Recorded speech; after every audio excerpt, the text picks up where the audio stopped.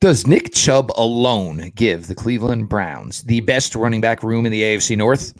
We're going to continue our positional groups of the division here on your latest Locked On Browns.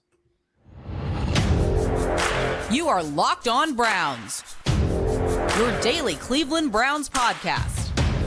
Part of the Locked On Podcast Network. Your team every day.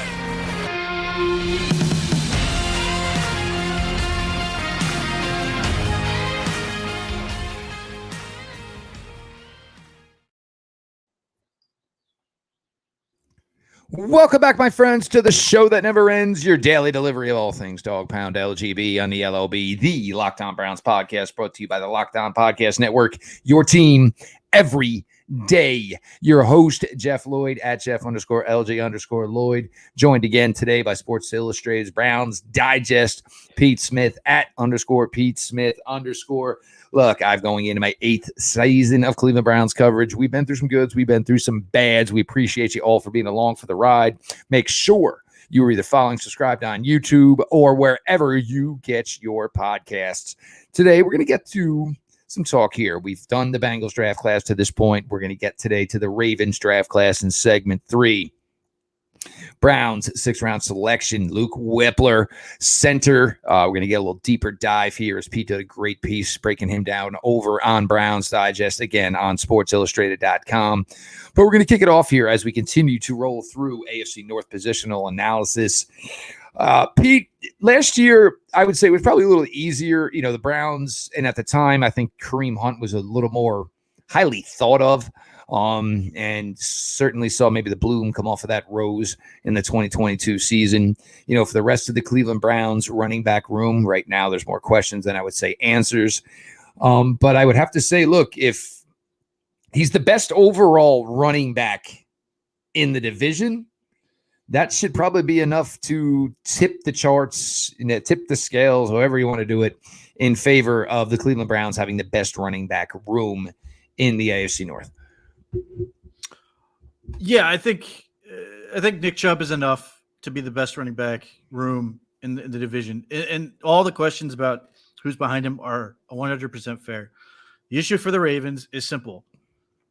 All of their backs have the addendum attached, and this is true of everybody on that offense, if they stay healthy. If they stay healthy, J.K. Dobbins is very good. If he stays healthy, Gus Edwards is a very good power back. But the last 2 years, they haven't, and it's been a problem for them. So, you know, if you're just sitting there going on paper, yeah, the Ravens look better, and they've got Keaton Mitchell to potentially push Justice Hill for that third spot, which is just more speed in that room. So you can easily talk yourselves into why the Ravens are great. And then I think, you know, I ranked it Joe Mixon and the Bengals are second, and that's because, one, Joe Mixon is, despite all of the many issues he seems to have, he's good. And look, when push came to shove and they need, you know, he was the difference in the playoff game against the Buffalo Bills. The Buffalo Bills couldn't stop him. He ran 105 yards and a touchdown on 20 carries. The Bills couldn't stop him, and they couldn't replicate it. And he just ran over them. And even though the Bengals don't use him probably enough, he's still a very good back. And then, you know, maybe someday Najee Harris will crack 4 yards a carry. Maybe this is the year, with the upgraded left side of the line, potentially with Darnell Washington being added to the mix, and potentially with Kenny Pickett just getting better. Najee Harris can, you know, crack finally get over the 4 yard hump. But until all those things happen, it's Nick Chubb and everybody else.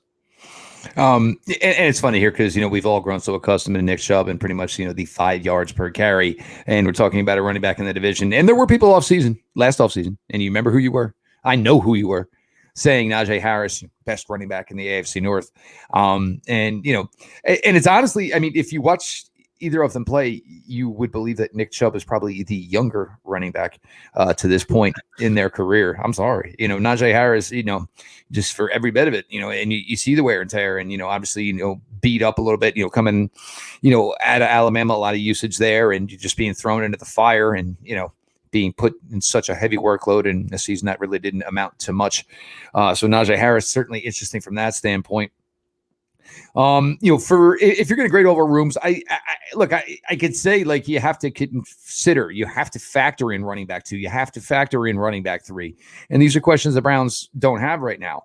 But unlike past seasons, they're not going to find a way to get a second running back involved. If Jerome Ford forces their hand, they'll find a way to get Jerome Ford involved.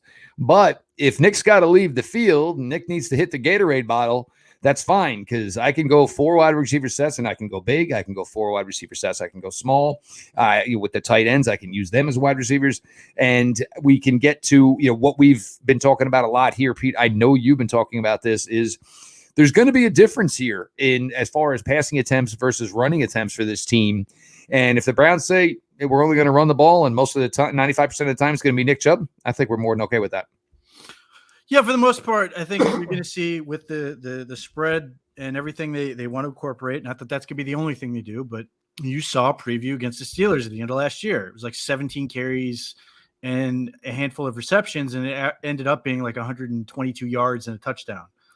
Like, catches are just as good in terms of touches. In fact, oftentimes there are less guys to tackle him, which is, the best of both worlds. I mean, I certainly want to see the Browns get a good compliment. If Jerome Ford can be that guy, great. If they can bring in somebody else that can do that, wonderful. But what I want to avoid is the conversation about carries that dogs every year, or especially this past year. How many carries is Nick Chubb getting? And you didn't have that in previous years because Kareem Hunt was better, and you didn't feel the absence of Nick Chubb as much. But so long as Deshaun Watson and the passing game can sort of do what is needed, those questions shouldn't be as apparent. And hopefully, just between the other things they have on offense and a strong offensive line, it should be easier for Jerome Ford and Hassan Hall, if that's who it is, or insert free agent, to come in and play well. Yes, or of course, it could be maybe even a Labor Day weekend type of thing as well. We'll see, though. I mean, the Browns are going to give some kids here some opportunities, but then again, the opportunity to make the roster may not lead to the opportunity of actually seeing playing time for the Cleveland Browns in 2023.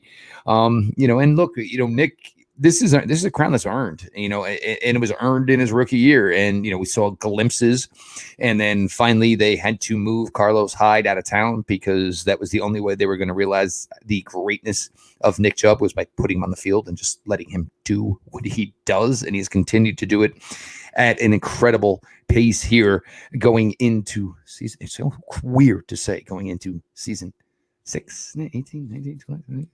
Nick Chubb. It's been a while, but it's been a hell of a fun ride here. We are going to switch it up here. We are going to get to a little bit more here. Segment 2, we continued. We started yesterday, a little bit of a deeper dive here on some of the Browns rookies. We got yesterday into, of course, we broke down a little bit more Cam Mitchell, defensive back out of Northwestern, Pete's piece, as he did a deeper dive over on Browns Digest on Sports Illustrated. Again, if you haven't checked that out, make sure you do here. But now we are going to switch it up here. We are going to get to new Browns center Luke Wypler, as he was drafted by the Browns in the 6th round. New Jersey guy, which of course, always makes me happy. Buckeye, which probably makes all of you guys happy as well. And stick around this week, guys. We got schedule coming tomorrow, so the recording tomorrow will come a little bit later, but we will get that up and out for you. If you're looking for a delicious snack but don't want all the sugar and calories, then you need the best tasting protein bar ever built. You got to try this. If you're like me and you want to make healthier snack choices but don't want to compromise on taste, then I've got just the thing for you. Built Bars and Built Puffs. The bars are healthy and they taste amazing. Seriously, they taste so amazing you will not think that they're good for you. You've got to try them. What makes Built Bars so good? Well, for starters, they're all covered in 100% real chocolate. That's right, real chocolate. They come in unbelievable flavors like churro, peanut butter brownie, and cookies and cream. I'm not sure how Built does it, but these bars maintain amazing macros. And what's even better is they are healthy, 130 calories, 4 grams of sugar, and a whopping 17 grams of protein. And the good news is this is no longer an online item. That's right. Head to your nearest Walmart today. Walk to the pharmacy section and grab yourself a box of Built Bars. You can pick up a 4-bar box of cookies and cream, double chocolate, or coconut puff. If you're close to Sam's Club, run in and grab a 13-bar box with our hit flavors, Brownie Batter Puff and Churro Puff. And guys, gals, you can thank me later. Your latest Locked On Browns, your host, Jeff Lloyd, joined by Sports Illustrated's Pete Smith. Make sure you subscribe to the YouTube channel, subscribe or following on your favorite podcast app, wherever you get them. Of course, always there, always available, always free. Segment 2 here. Browns, and, you had Nick Harris. You spent a 7th-round selection last year on Deaton. But I think Browns found a player that they felt is somebody that works with them, works within their system, could be somebody that has some long-term sustainability. We kind of went through these same scenarios 3 years ago when the Browns drafted Nick Harris. Sadly for Nick Harris, when the opportunity finally came, his knee gave out. Now, all of a sudden, Nick Harris is on the wrong end of that room, once pretty much thought to be the starter of this team at center. All that taken away by injury, the emergence of a player like Ethan Posick, and now the Browns looking for maybe the successor after Ethan Posick. Pete Brown's selection, Luke Wypler, center, Ohio State.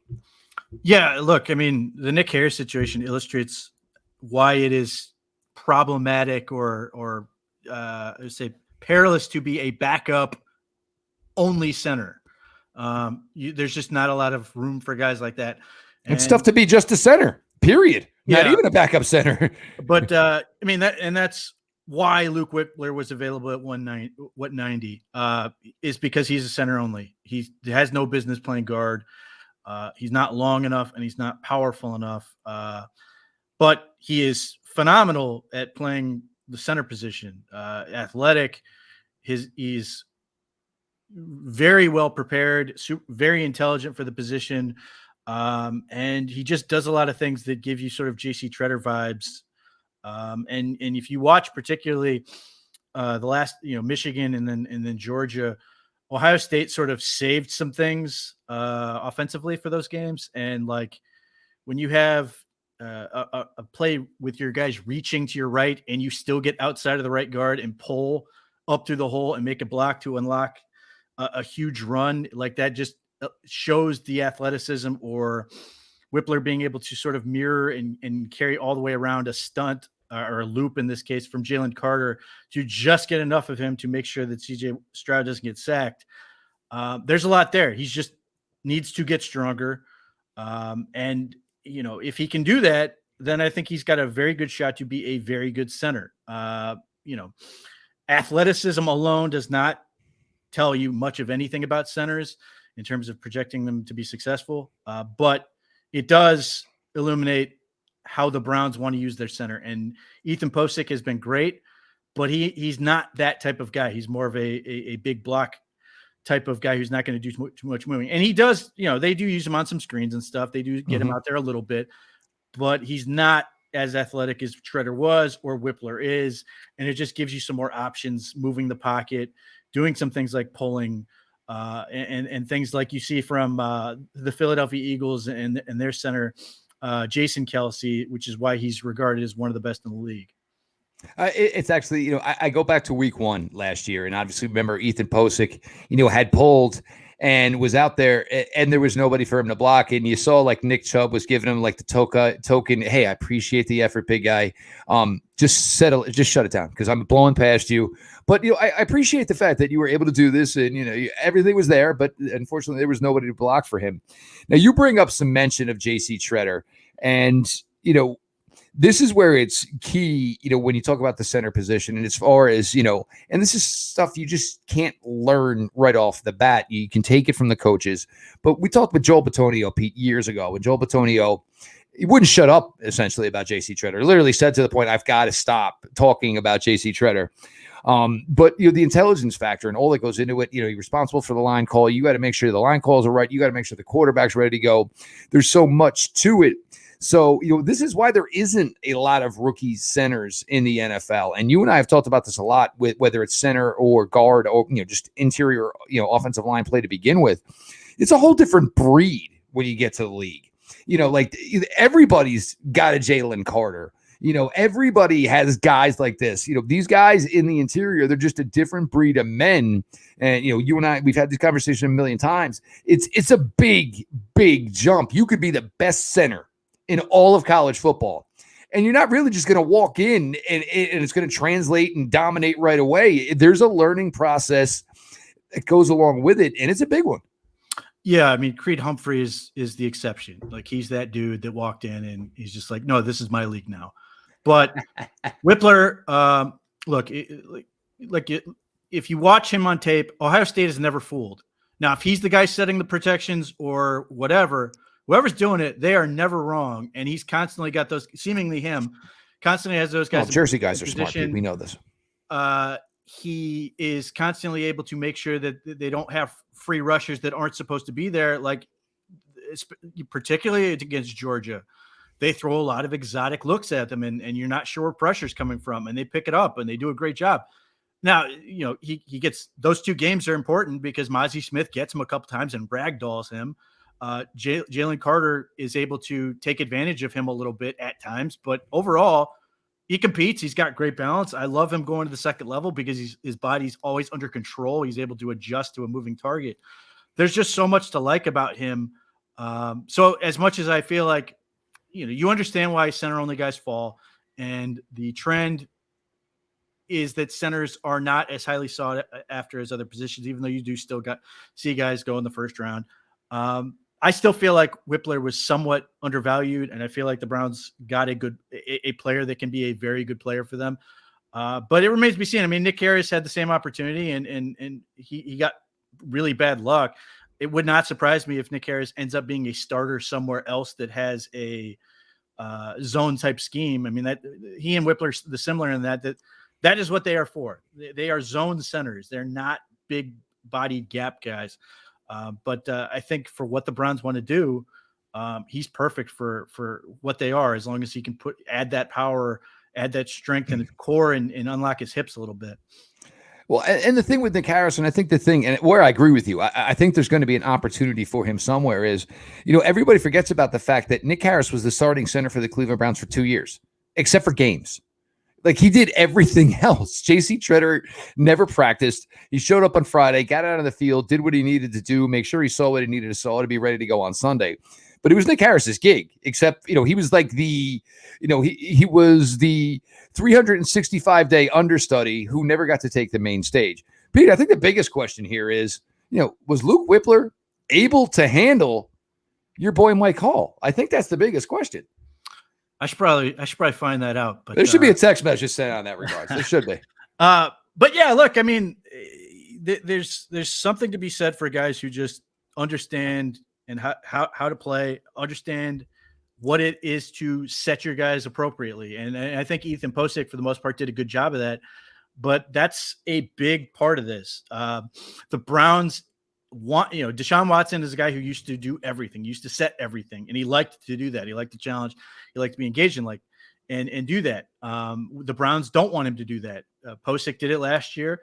And Wypler, if he's going to be that guy, is going to have to learn to do it. And those guys are going to sit with Watson and sort of understand what he's looking at and communicate so they can get on the same page so that they can set protections and all that stuff appropriately to make sure that it all works, that when he's going to extend plays, it's going to make sense. So there's a lot there, but like I said, give Wypler a year or two. I think he can be a very good starting center. And for the Browns now, maybe you're starting to see that, with the offensive line, there is the thought process of there is the today offensive line and trying to see what you have as far as tomorrow's offensive line. Obviously, next season, the season after, who's going to be somebody that fills in the interior. How's the offensive tackle position going to work? There's names there, and there's guys now. There's guys certainly, in Hudson that's been in the system here for a while. Got 2 guys here now, from a big time pedigree program at Ohio State, and DeJuan Jones and Luke Wypler. And Wypler even here in New Jersey, he played at one of the most dominant programs in the state. There's not a lot of kids from New Jersey that end up going to play at Ohio State. But to play for a big time program here in New Jersey, you get those opportunities. So this is obviously something he did here. The program he went to, it's very difficult to make. And, obviously a lot of kids, could have just went to his local town high school, but, took the challenge to go to a big program, excelled, took the challenge again to go to a big time program in Ohio State. and excelled. So the offensive, it's going to be fun to watch. I don't know if there's going to be a lot of banter about who the offensive linemen are who are going to make the Browns' final roster, unless something drastically goes wrong. But it should be fun to watch. Some younger guys try to hone their craft, and God forbid the bell rings and they got to jump in and be called upon in action. See how they do. So Luke Wypler deep dive. Can you continue here, guys? One more episode to go this week, unless something else happens. You never know. There always could be news that'll obviously be in regards to the 2023 NFL schedule dropping tomorrow. What we know to this point is there is no Europe trip. So that, for one thing, I am thankful for. As much as I love football, if I got to start at 8:30, 9:30 in the morning, my butt is certainly going to be done before dinner time. We're going to switch it up here, get to segment 3. Baltimore Ravens 2023 draft class. Jeff Lloyd joined by Pete Smith here, your latest Locked On Browns. As always, we appreciate all of you who make Locked On Browns your first listen every day. YouTube, make sure you're following, subscribed. Do the same for podcasts. We got you every day, 5 days a week, 365 days a year, 365 days of the year here on Locked On Browns. Pete, we're going to get to the Ravens draft class here. Obviously, it all started Zay Flowers, doing, and it always, every year, it's, what are the Ravens going to do as far as the wide receiver room? And then we cut to 16, 17 games later in the offseason, and what are the Baltimore Ravens going to do for the wide receiver room? I liked Zay Flowers. I don't know if I like Zay Flowers in Baltimore.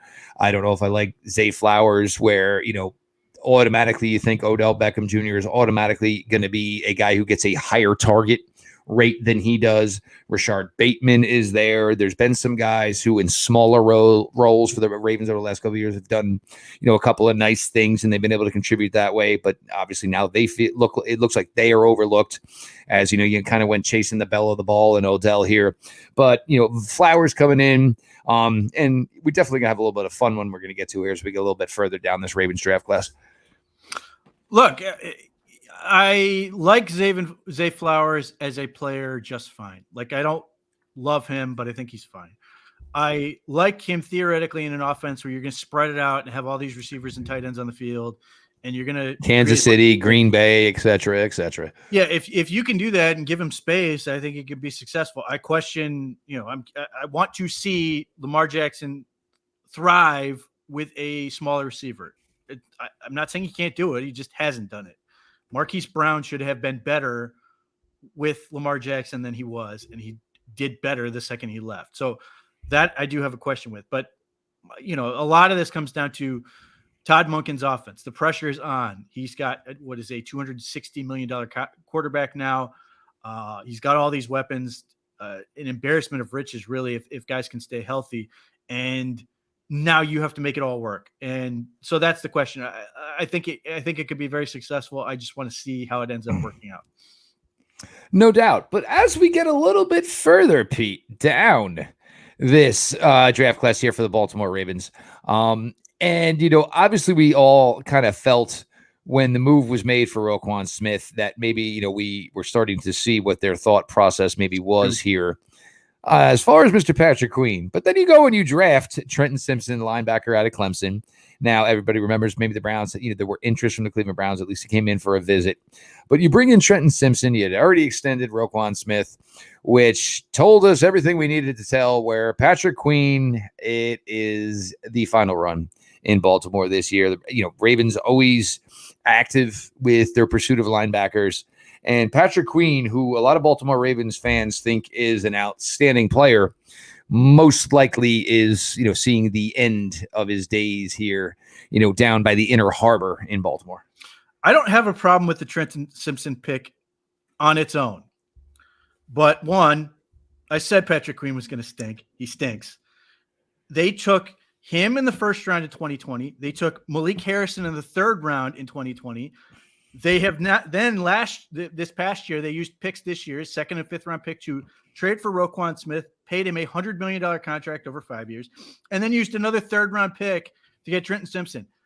This is why I hate using resources on linebackers, because they've used all these resources and they're still trying to figure it out. Like, it's a waste. And look at their defensive line, and they're particularly their edge position, and they have some options there, but they have easily the worst edge group in the division, and no real. A lot of it comes down to whether or not David Ajabo gets it back. If he gets it back. Right. So, like, the Ravens are really strong up the middle. They've got defensive tackles, they've got linebackers, and they've got safeties.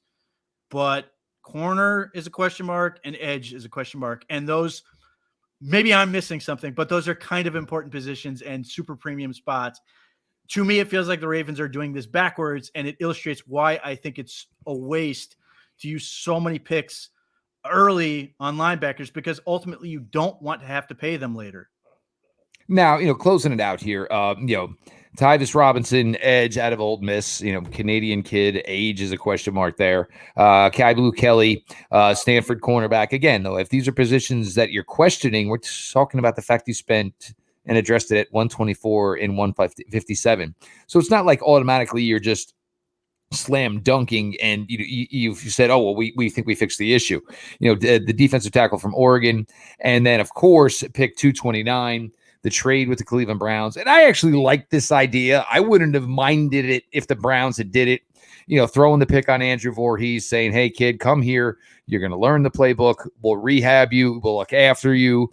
And then we'll see where the chips fall come 2024. Yeah, I hate the Tavius Robinson pick, or whatever his name is. He is 24 years old and not that great of an athlete. He's a big body. Whatever. But again, he's old, wasn't rated that high. It felt like a reach when they took him, and they've got major problems at the position. I like the Kelly kid from Stanford. The Ravens have amassed a bunch of these mid-round guys, and they're waiting on them to one of them to emerge. So I'm fine with that. I like him as a player, whatever, with the Oregon offensive tackle. I understand why people like the idea of taking a guy like Voorhees in the 7th round and an ACL and all that. It sounds like one of those things that's like a great move. And the Ravens obviously tried this last year with Ajabo and his Achilles, but like the history on that is not very good. I mean, Trent Baalke way back when took like a handful of these guys at the 49ers, and none of them. In fact, I remember